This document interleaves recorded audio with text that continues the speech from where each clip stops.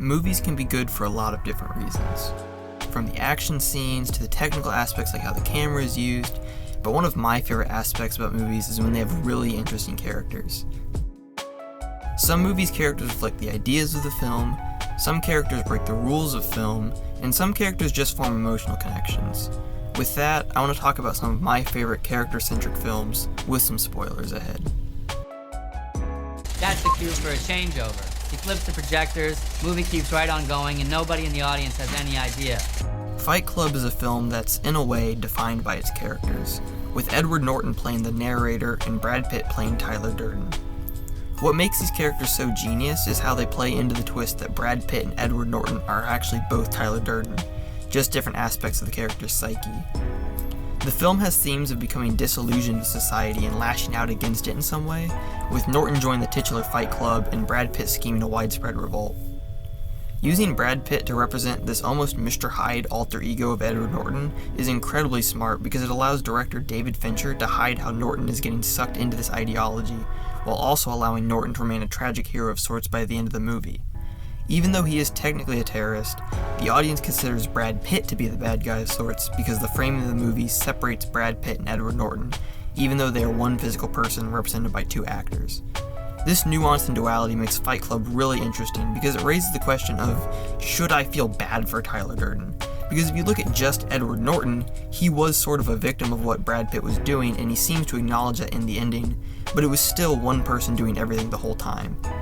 Using two characters who interact with each other is a really interesting way to represent an internal conflict to me, and part of what makes Fight Club so special. I ate his liver with some fava beans and a nice Chianti. Silence of the Lambs is another film which is surprisingly character-driven, and honestly, these characters are some of my favorite across film. While it is a police procedural / horror movie, the main dynamic of the film is the relationship between Clarice Starling and Hannibal Lecter. These two characters are emblematic of their respective sides of the movie. Clarice's intelligence perfectly embodies the detective mystery aspect of the film, being totally devoted to the case and seems to be the only one who's actually interested in solving the case. The way the camera is used to show this is also really interesting, with a lot of POV shots from Clarice's perspective to put the audience in her shoes and make them feel like they're also a detective, especially when she's talking to Hannibal Lecter. People will say we're in love. Anthrax Island. That was an especially nice touch, Clarice. Yours? Yes. Yeah. On the flip side, Hannibal Lecter is a perfect representation of a film's horror elements. This guy's just kind of creepy and gross beyond being a cannibal, but at the same time he's incredibly intelligent just like Clarice, so it's both a visceral fear of him and also a fear of what he's capable of.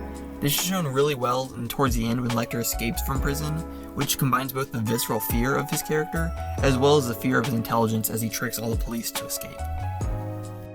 It's more like surfing than skating. I wish the rain would stop just once. It can't rain all the time. Eric?